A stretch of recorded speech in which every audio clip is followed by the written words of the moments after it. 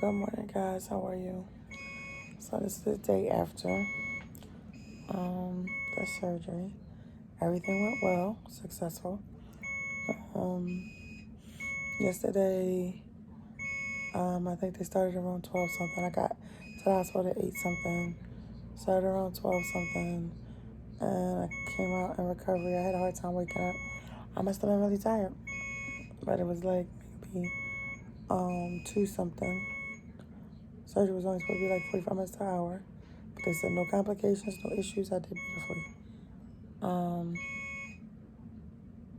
I was really tired yesterday. Slept a whole lot. Tried to get a lot of rest. When I woke up from that surgery, I'm not gonna lie. I'm gonna give you the honest to God truth. Now listen, everybody's process is different. Yours may not be like this. Everybody talked about gas. Everybody talked about nausea. But I don't think you can really wrap your mind around the type of gas, pressure, and nausea that they're talking about. So, just want to make sure you know that first, 5 to 6 hours, you're going to feel it. That first hour is like crazy till they give you the right combination of pain medicine. So, when I first woke up, I felt the pain. I felt the incision pains. Now, maybe some doctors and nurses just give you pain medicine right away.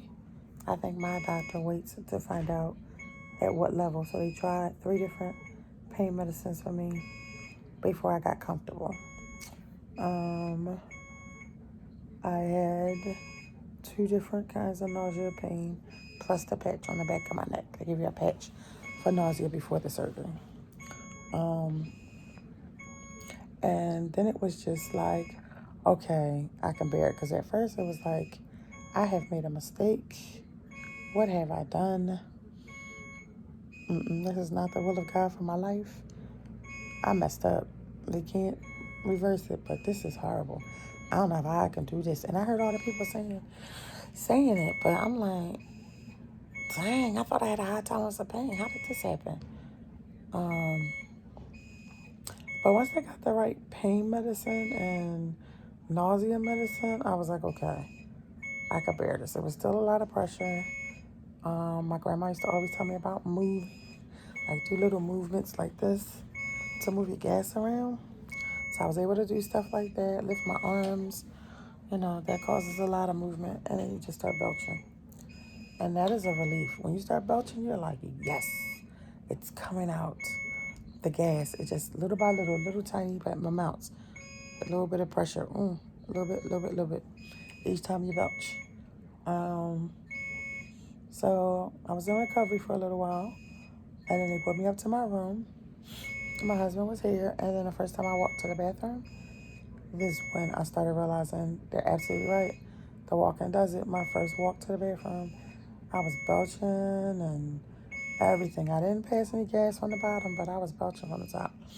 So that meant that when I went to the bathroom, by the time I got back, I was like, oh, I have so much more relief. And they just kept giving me pain medicine. I know one time in the morning, I was like, oh, I'm good. She asked me about pain medicine. I was like, I better take it, yeah. So they give you a pill, and my doctor gave me a pill and extra strength Tylenol, the IV, and it lasts about 4 hours, but it's really strong. It's not like the Tylenol theta pill. And I'm glad I did take it because, like, maybe 3 minutes after I got it, I was like, I'm starting to feel the pain.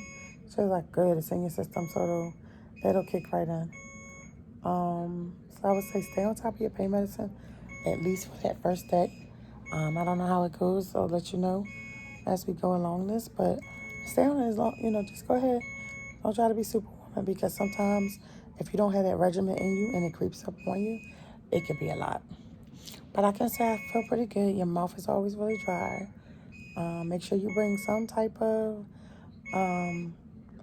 chapstick because your lips will be very cracked and dry. And you can't drink anything for the first 6 hours. I'm not hungry.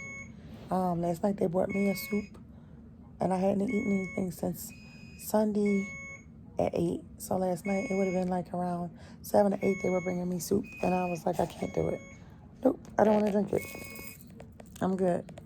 So I didn't drink that. I mean, I didn't have soup, so I guess you can say drink that. And I did take a couple sips of water through the night.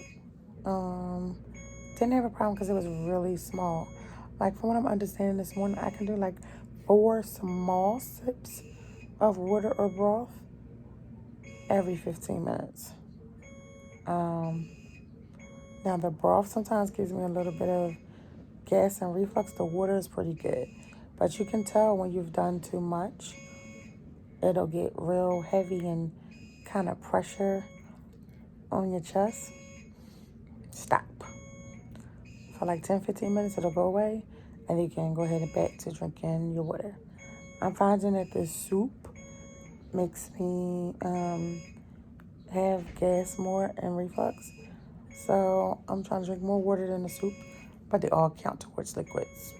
And I have to get 10 cups. Let me show you what these cups look like. 10 cups of this down. So this is my second one. I started at 6. It's 9 o'clock on the 6th. I had my surgery yesterday. This is the one with soup. And so it's my first cup of soup. That was my second cup of water. So I'm at a cup and a half, almost 2 cups of fluid between the 3. And pretty good. I don't like the Jell-O, the sugar-free Jell-O. I don't know if it's just in the hospital or Jell-O, period, now that I had the surgery. I tried to take one little tiny taste on my tongue, and it just has too much, I guess, artificial sweetener in it. I'll pass. I don't want to throw up. You will have mucus with blood in it from the surgery. I have a lot of that coming up. They prepared me for that, so I wasn't worried or concerned. And I've been getting heparin shots to make sure I don't get a blood clot. So all in all, I'm feeling much better than yesterday. And I suspect every day will get better and better. Of course, I'm very tired and groggy. I slept most of the day yesterday. Like, people were calling. My husband was answering calls. I felt like a drug addict. I was like, yes. I heard him, but I couldn't respond the way I wanted to. So that was yesterday.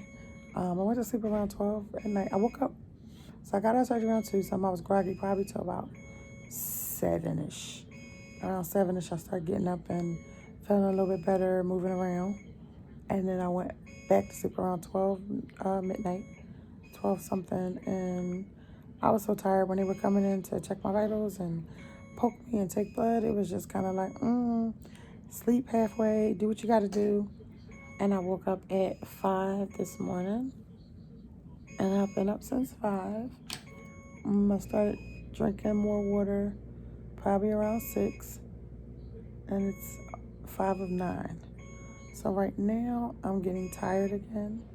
So I'm probably going to take a little nap. But I want to come out and talk to you guys while it was fresh. So you can get the information for the journey. I will say, so far, I've had one time where I doubted my decision very strong. Like, I was like, no, this is no good. And ever since then, it's been nothing but going up in the right direction. And so I'm so excited about what this brings. Looking forward to my journey, and hopefully something you hear or see will inspire you or motivate you to make a decision. Surgery might not be it, but what can you do? For me, it was, because again, I had PCOS, polycystic ovary syndrome, where it's a problem with hormonally, I can't lose weight on my own. So I needed to use a tool so that I can get the 2 double knee surgery that I need. And I had to lose 50 pounds. And I tried really hardly, lost about 25 on my own. But now it's just time to get some assistance because I need those knee surgery. And my hope is that once I lose the weight, I won't even need the knee surgery. So just wanted to give you an update while it was fresh in my mind. They're looking at releasing me today. If I can drink 10 cups of those fluids, I guess within the next 3 hours, I'll be able to go home in the afternoon. If I can't, they'll keep me because they want to make sure that I can drink enough to keep myself hydrated. So we'll see how that goes, but I'll keep you guys updated. Again, thank you for joining me on my journey, and I look forward to continuing this process with you. Have a great day. It's your girl, Dr. Trina, and don't forget to be you.